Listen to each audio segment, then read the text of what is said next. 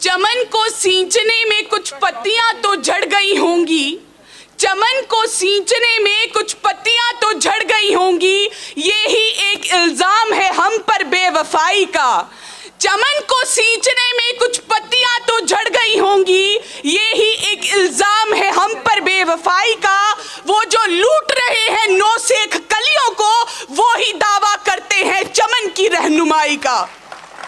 मैं नेहा भगत जम्मू कश्मीर की इस धरती से आप सबको प्रणाम करती हूँ। मेरे सामने बैठे हुए मेरे सारे प्रेरणा स्रोत और मेरे सामने बैठा हुआ भारत का उज्जवल भविष्य, आप सबको मेरा प्रणाम।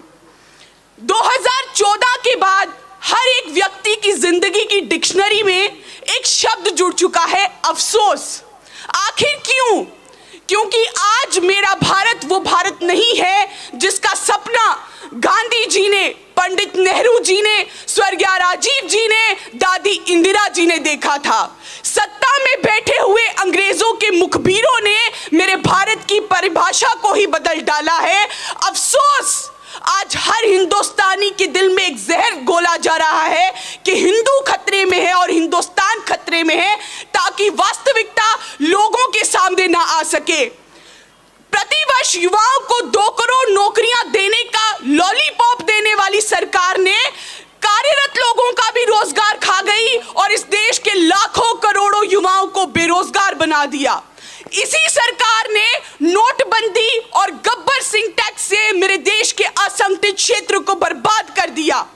इसी सरकार के नेतृत्व में अनप्लान्ड लॉकडाउन और कोरोना में अनायोजित नीतियों के कारण ना जाने कितने देश के नागरिकों, डॉक्टर्स, हेल्थ केयर वॉरियर्स ने अपनी जानें गंवाई।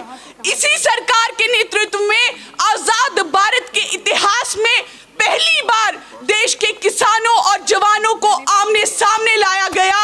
मेरे देश के किसानों पर लाठियां चलाई गई और दिन दिहाड़े मासूम किसानों को गाड़ियों से कुचल दिया गया। और सबसे ज्यादा शर्मसार करने वाली बात, मैं रिपीट करना चाहती हूं, सबसे ज्यादा शर्मसार करने वाली बात, आजाद भारत के इतिहास में पहली बार आधी रात को देश की बेटियों की चिताओं को जलाया गया।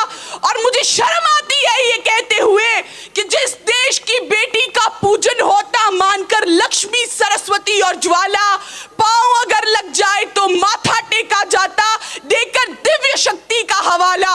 अन्याय होते देख उस बेटी के साथ जिन्हें शर्म जरा ना आई, दुहाई हा दुहाई मेरे भारत दुहाई। और इसी सरकार के नेतृत्व में आंदोलन करने वालों को आतंकवादी, पाकिस्तानी, खालिस्तानी और टुकड़े टुकड़े गैंग बताया गया। लेकिन हमें जरूरत नहीं है इन लोगों के सर्टिफिकेट की, क्योंकि आज भी हर हिंदुस्तानी के अंदर गांधी जी का खून दौड़ रहा है। आवश्यकता है अपने बीच के गांधी को पहचानिए और सत्ता में बैठी हुई इस मुखबिरों की सरकार को सिर्फ मेरे सामने बैठा हुआ युवा ही सत्ता से बाहर निकाल सकता है। और मोदी सरकार के अच्छे दिनों की लिस्ट तो बहुत लंबी है, लेकिन आज मैं मजबूर हो गई हूं ये पंक्तियां कहने के लिए। आज मैं मजबूर हो गई हूं ये पंक्तियां कहने के लिए कि वो आए हमारी कब्र पर दिया बुझा के चले गए, वो आए हमारी कब्र पर दिया बुझा के चले गए, जो तेल था उस दिए में वो सर पे लगा के चले गए। जय हिंद, जय भारत, धन्यवाद।